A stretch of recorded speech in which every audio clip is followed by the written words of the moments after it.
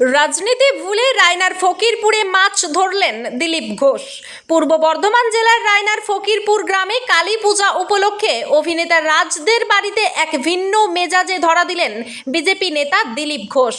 রাজনীতির মঞ্চ ছেড়ে এদিন তাকে দেখা গেল পুকুর পাড়ে মাছ ধরতে।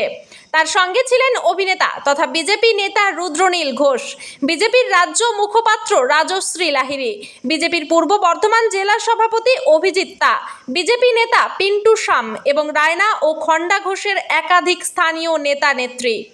দিলীপ ঘোষের মাছ ধরা দেখতে পুকুর পাড়ে ভিড় জমিয়েছিলেন গ্রামের আত্মীয় স্বজন এবং স্থানীয়রা। সংবাদ মাধ্যমকে তিনি কোনো বক্তব্য দিতে রাজি হননি, শুধু বলেন সবসময় রাজনীতি নয়। এর থেকেই বোঝা যায় কালী পূজার এই উৎসবে তিনি রাজনীতির ঊর্ধ্বে উঠে ব্যক্তিগত সময় উপভোগ করতেই বেশি আগ্রহী ছিলেন। কেমন কাটলো আপনাদের? কে কে ছিল আজকে আমাদের এখানে? আজকে আমাদের খুবই খুশির দিন। কালকে রাতে এখানে রক্ষাকালী পুজো হয়েছে সিমলা মায়ের। তো আজকে আমাদের প্রাক্তন রাজ্য সভাপতি আমাদের বিজেপির নেতা দিলীপ ঘোষ এসেছিলেন, বিজেপির নেতা রুদ্রনীল দা এসেছিলেন, রাজশ্রী দা এসেছিলেন। আজকে দিলীপ ঘোষ যে আপনাদের সঙ্গে ছিপ ফেললো সেটা কেমন লাগলো? খুবই ভালো। দাদা একটু গ্রামের মানুষ, তো গ্রামের যেই কালচার ছিপ ফেলার সেইটা অভ্যাসটা আছে, তাই আমাদের বলেছিল আমরা পুকুরে ছিপ ফেলবো। তো দাদা মাছ ধরছিল আজকে। আপনার নাম? আমার নাম কৌশিক দাস। আপনার পরিচয়? আমি খন্ডঘোষ বিধানসভার 5 নম্বর মন্ডলের সভাপতি। দাদা আজকে আপনারা কোথায় জড়ো হয়েছিলেন এবং কি জন্য জড়ো হয়েছিলেন? আজকে আমরা রায়না বিধানসভার 3 নম্বর মণ্ডলে ফকিরপুরে সবাই মিলে জড়ো হয়েছি।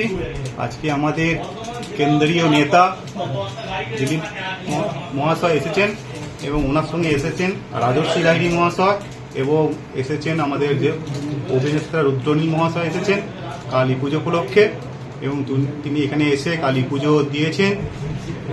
আবার এখানে আমাদের যে পাশে যে পুকুর আছে সেখানে সিট ফেলেছেন, সবাইকার সঙ্গে আলোচনা করেছেন, কথা বলেছেন গ্রামবাসীদের সঙ্গে।